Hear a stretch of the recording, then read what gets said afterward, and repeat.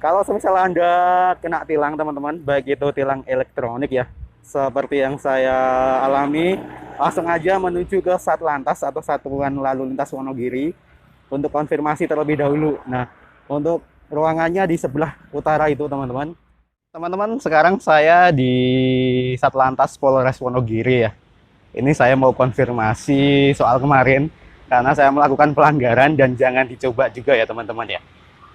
Jadi saya mau masuk ke pelayanan konfirmasi ETLE yang ada di belakang saya ini. A few moments later. Ngomong-ngomong saya sudah membayar ya tilangnya atau bukti pelanggaran yang saya lakukan, dendanya.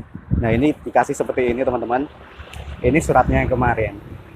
Saya mau kasih info aja di rumah ya, yang lebih kondusif.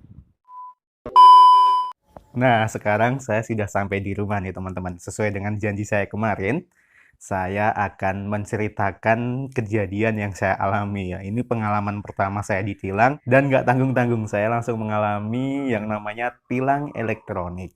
Jadi kronologinya teman-teman, kemarin itu pada tanggal 25 Agustus ya, saya melanggar lalu lintas, tidak mengenakan helm, dan itu memang sangat salah sih menurut saya pribadi.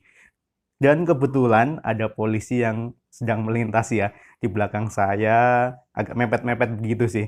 Dan saya sebenarnya sudah ini sih, sudah feeling nih, wah ini mesti nanti bakal dikirimi surat ini. Dan ternyata benar. Selang beberapa hari kemudian, tanggal 31 Agustus, saya mendapatkan surat ini teman-teman dari kepolisian. Nah, di dalam surat ini teman-teman ada 3 lembar ya, yang isinya itu tentang secara umum aja saya terangkannya.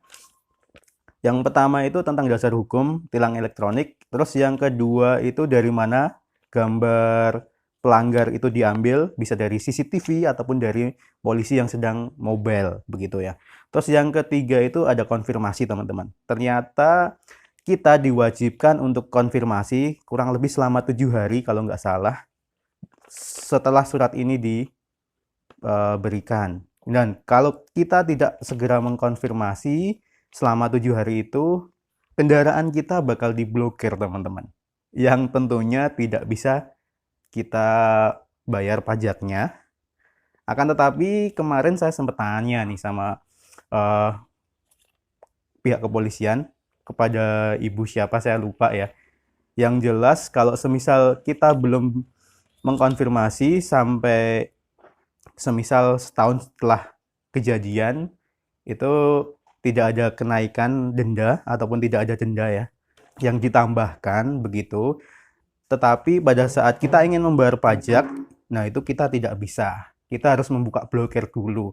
Nah, untuk membuka blokir kita sama saja. Syaratnya kita harus datang ke pelayanan tilang elektronik yang berada di kantor Satlantas, begitu ya teman-teman. Terus untuk lembar yang kedua teman-teman, surat pernyataan ya. Jadi siapa pelanggarnya, atas nama siapa, nomor SIM-nya berapa dan lain sebagainya, bla bla bla bla begitu. Dan nanti di situ ada tanda tangan juga. Terus untuk lembar ketiga atau lembar terakhir teman-teman, nah di situ nanti kita akan melihat gambar kesalahan yang kita lakukan. Nah, semisal kemarin saya melakukan kesalahan tidak memakai helm ya, nah di situ nanti tertera itu eh, foto kita yang sedang melakukan pelanggaran. Terus di bawahnya itu ada pasal-pasal apa saja yang dikenakan kepada si pelanggar begitu ya.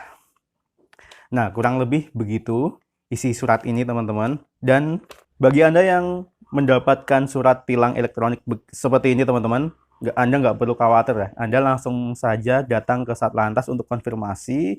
Nah, di situ nanti kita tinggal konfirmasi.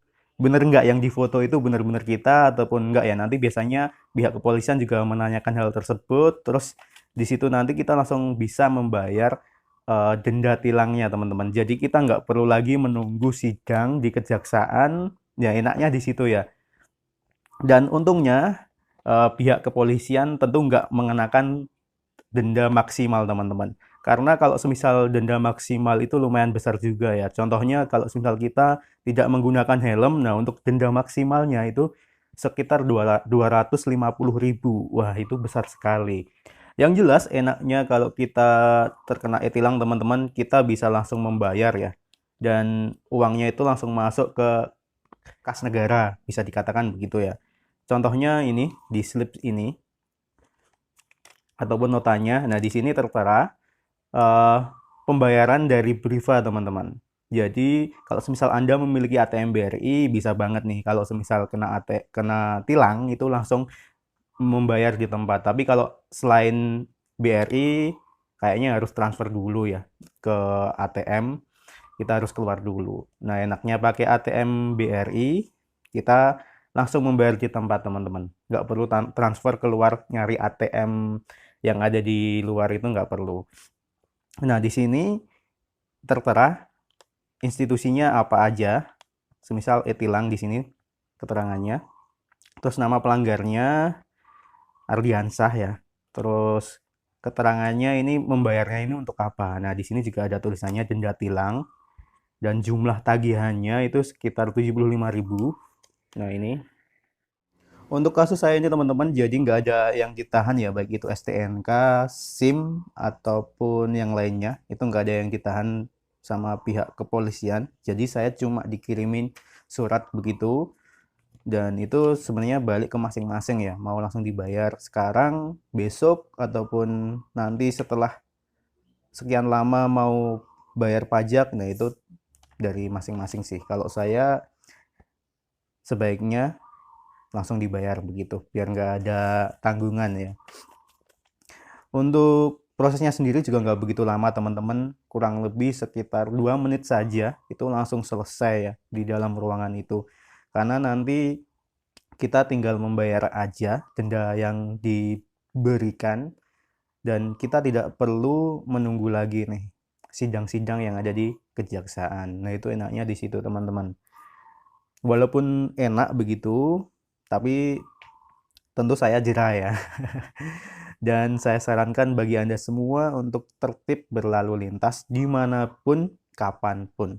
Kalau mau menggunakan kendaraan bermotor, jangan lupa surat-suratnya dipersiapkan, perlengkapan safety-nya juga dipersiapkan dengan matang. Selain itu, pendukungnya, semisal lampu utama harus benar-benar nyala, jangan sampai nanti mati di tengah jalan begitu ya.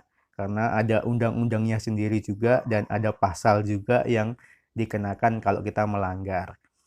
Nah, itu tadi teman-teman pengalaman saya. Mungkin Anda juga pernah mengalami hal yang sama ataupun punya punya pengalaman yang berbeda, bisa banget cerita juga di kolom komentar ya. Terima kasih. Nantikan video saya selanjutnya. Wassalamualaikum warahmatullahi wabarakatuh.